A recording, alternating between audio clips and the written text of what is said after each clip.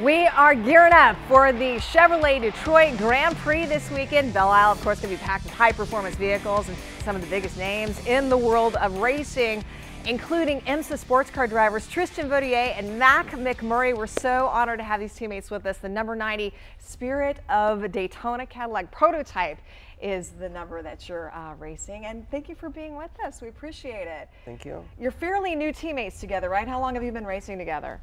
Just a few months since the start of the season, which is January, so but it's okay, we get along. Yeah. Oh, that's good. That's a good thing. That's your friends.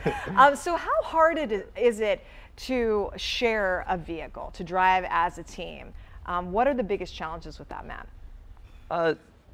Normally it's just trying to get it so that both drivers like the car. You know, there's lots of, the car can behave in different ways, and some drivers like to drive the car differently than others, but we tend to like the same things, and we're about the same size, so we both fit in it pretty well. That's perfect. That's perfect. I need a booster seat though. He didn't say that. I have a booster seat that goes into his seat. Yeah.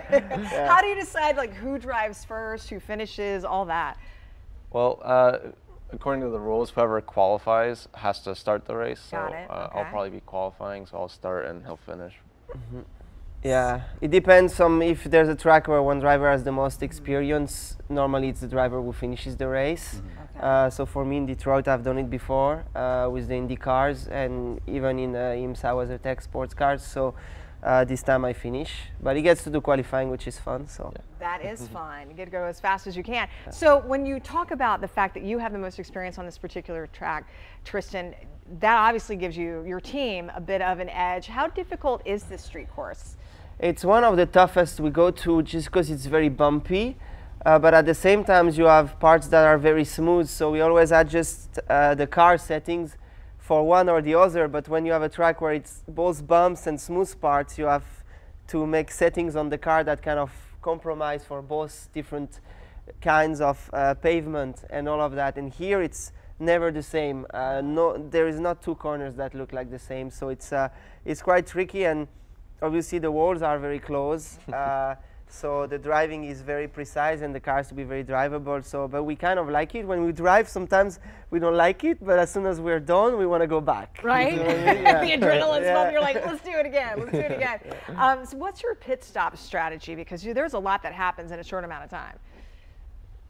We're going to be practicing all weekend long. Yeah. Pit stops are especially important because it's such a short race. So even if the pit stop's only a minute and a half long or something, that's still a significant chunk of the race.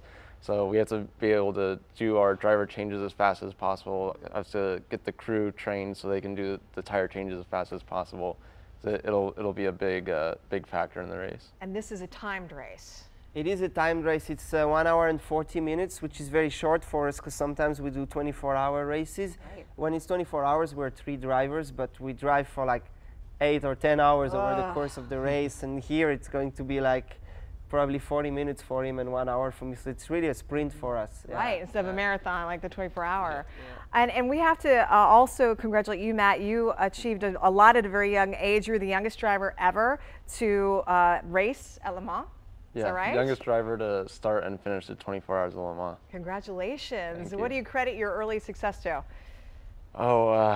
I have to thank all the people who helped me, like, my coach, my parents, all the teams that helped me along the way just